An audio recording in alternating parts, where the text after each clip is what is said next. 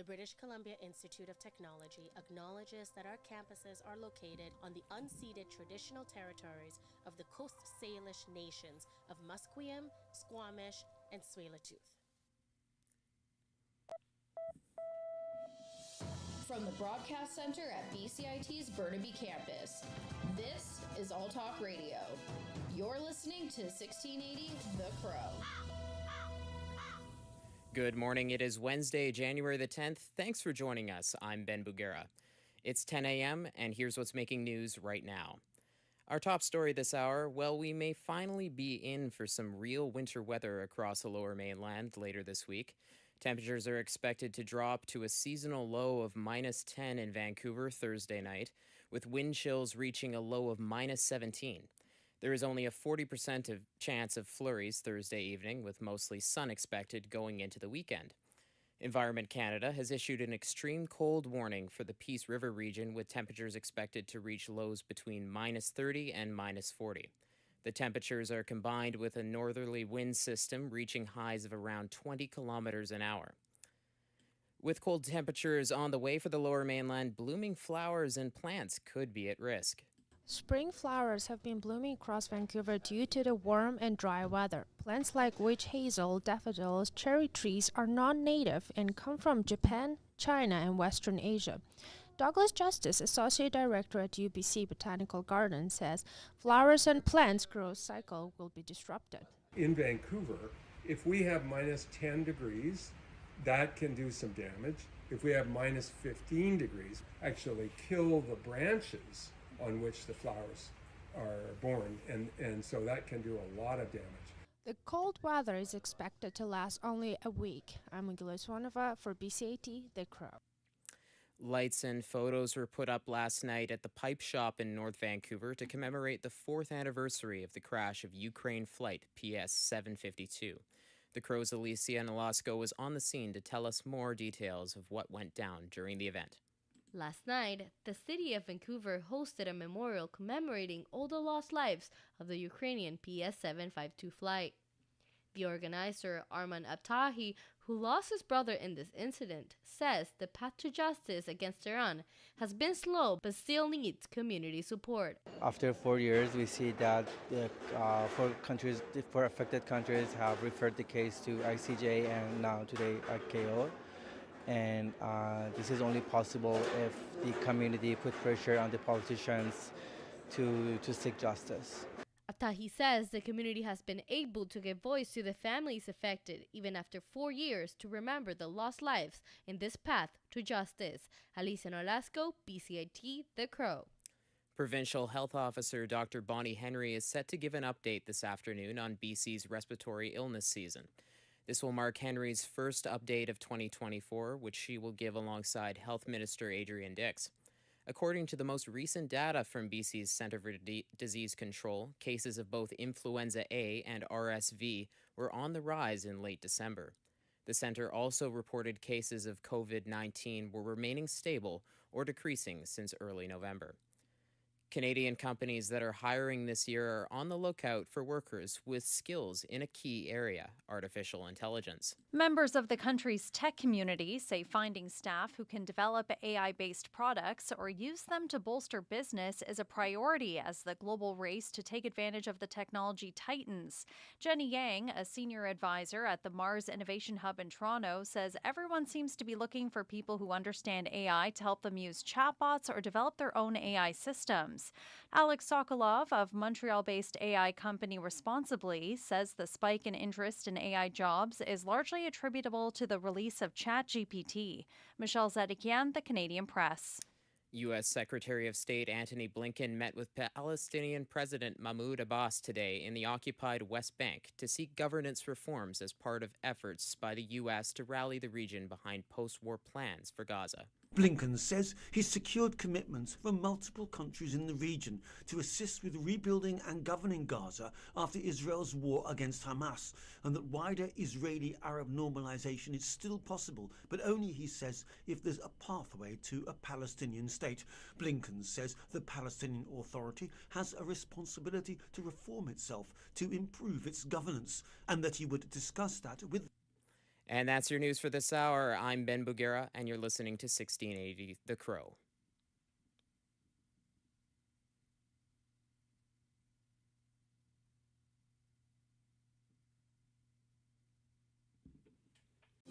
This is 1680 The Crow, and you're listening to our feature presentation.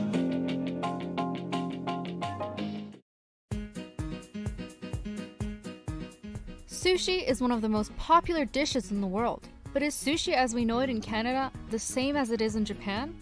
What do masters of the craft think about sushi here?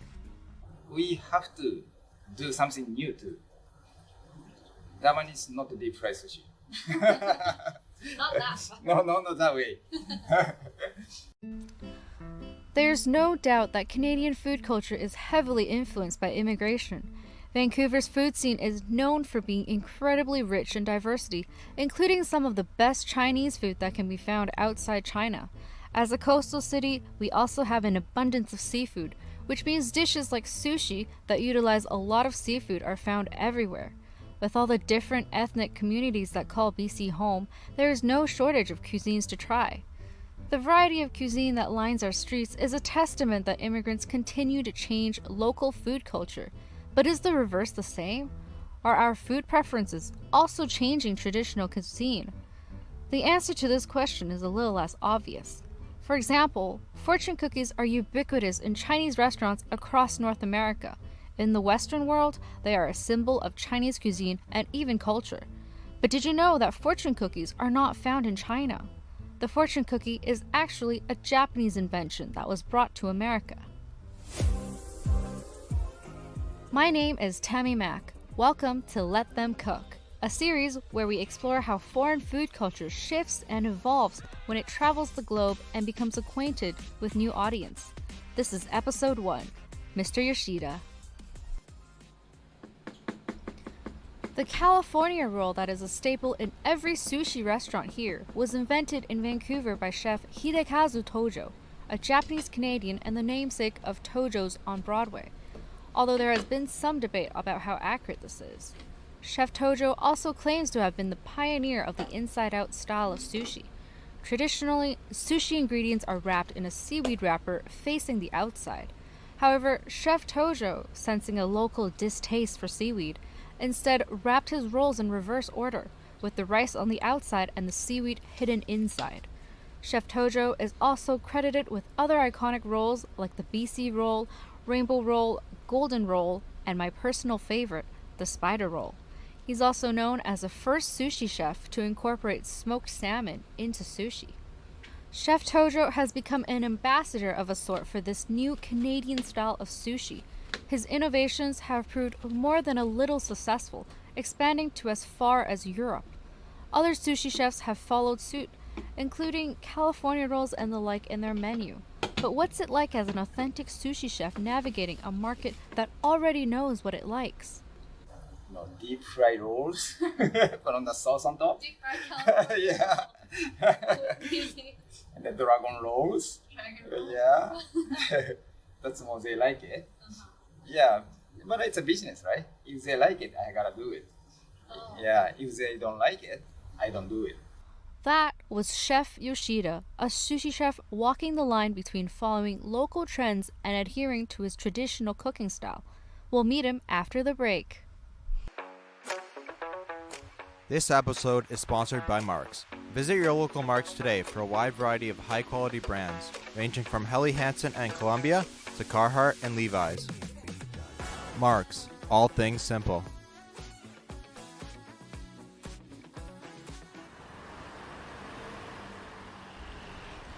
Let's start by transporting to Yoshida Sushi, a modest, homey restaurant located near the intersection between Victoria Drive and 41st Avenue in Vancouver. The decor is simple, with wooden accents reminiscent of old restaurants in Tokyo. Owner and chef Ko Yoshida tells us they're still in their first year of business. Despite that, they've garnered a 4.8-star rating on Google. Out of 102 Google reviews, the majority of them are rave reviews, with the words delicious, fresh, and best repeated over and over again. Many praise their omakase set for its value and quality. Ko was born and raised in Japan, where he worked part-time for a few years before moving here as a 22-year-old. Most of his cooking experience comes from working in various sushi restaurants in Vancouver, so many he can't keep count. When asked about his experience transitioning from cooking in Japan to cooking in Canada, he only had two things to say. When I have a North American food first time, so much mayonnaise, right? Deep fried mayonnaise, but Japanese doesn't have much that one. So very hard to, adjust to the North American style. Because in Japan it has not much rolls. Just a nigiri and sashimi. Nigiri size is much smaller than here. They have a 1 bite size, but in here almost a 2 bite size. That's very hard to adjust it. He mentions that over his career, he's noticed that people are looking for something different, speaking to the global trend towards eating healthier. But now I think I don't need to do too much because customer want to eat more original Japanese food. But I just a little bit sweeter than Japanese food. That's more good for everybody. Used to be 20, 30 years ago. We have to put more mayonnaise and deep fry, but now more healthier, right? Ko also tells us that what his clientele wants changes depending on which neighborhood he's in. He says this location on Victoria Drive attracts a predominantly Asian demographic that doesn't care too much for rolls, but likes a lot of fresh fish, especially scallop and eel. On the other hand, to serve a predominantly white demographic, he would have to include the likes of deep-fried rolls to stay afloat. Now, deep-fried California rolls aren't found in traditional Japanese food, of course, and Ko was quite candid about how he feels about them. My opinion, there's no meaning to deep-fry the rolls because the rice is already cooked. Then deep-fry again is not make sense. So before cooked, then deep-fry, and I understand. But after make a steam rice, then deep-fry again, no make sense. I wondered how he balanced adjusting to what his customers want versus how he feels sushi should be.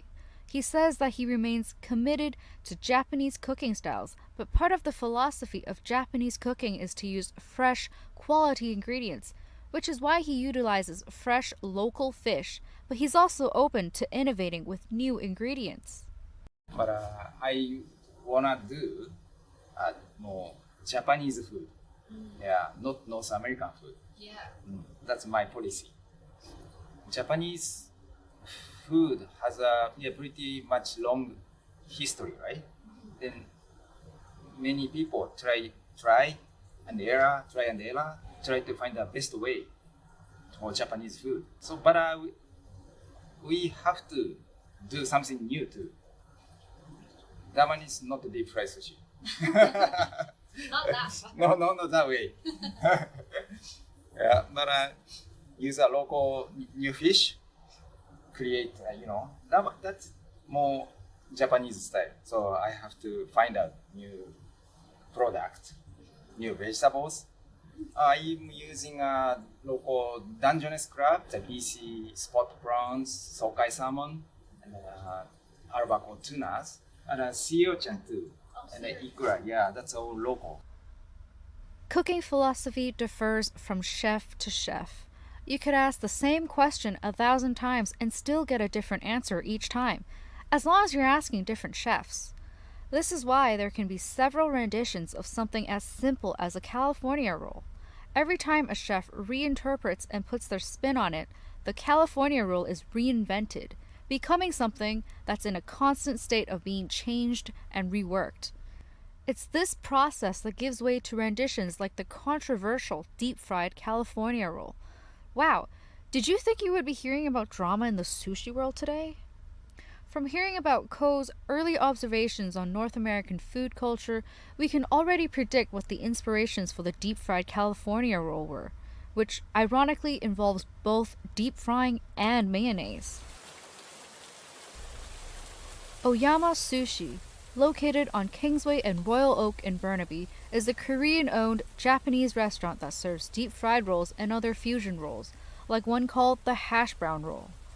Mohammed Imran Udin, who has been working at Oyama as a sushi chef for 2 years, says their menu was developed based on the clientele's tastes. So I found that like in Japanese style is a little bit different rather than in Western, like let's say Canada, America, US, like the sushi is a little bit different. So like I think based on the customer demand, they develop the menus.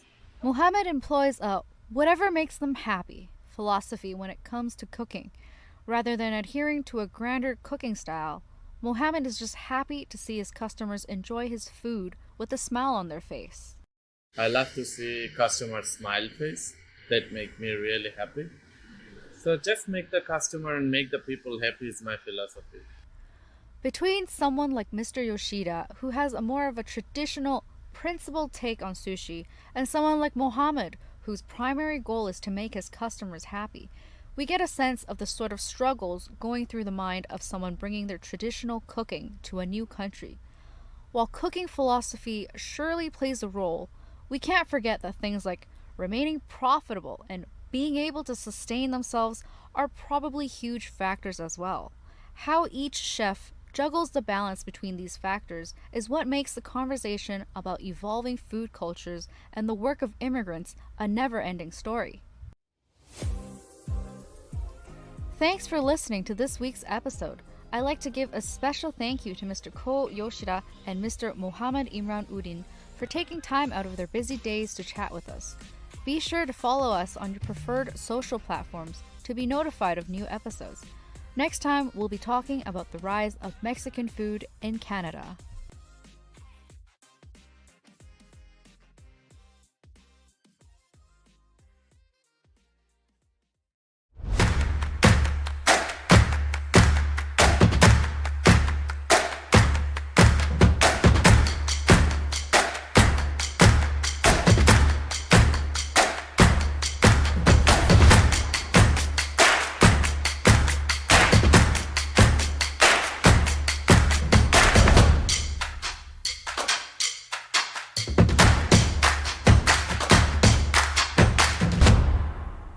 Everything is changing to digital. Everything is online. People aren't just waiting for the 6 o'clock news anymore. People want their news right now. They want to be able to go onto their smartphone, onto the internet, and see the news that they want to see. Vancouver is growing at, a really rapid rate, the Lower Mainland even, and with the tools that we're given here, we're able to cover all of that. Welcome to BCIT Magazine. I'm Radhika Sikki-King. In the program, they really leave it up to you. I mean, the help is there when you need it, figuring out how to use the programs like Premiere, Audition, and figuring out how to use the cameras. But it's up to you to sort of experiment and figure out what you can do when you go out in the field. They brought candles and flowers to remember the student who lost her life yesterday. Theresa May says the international community condemns Moscow. They really make sure that you know the basics and you are able to put out a quality product. I'm Brady Tretanero. And I'm Radhika Sikki-King. Thank you for tuning in to BCIT Magazine.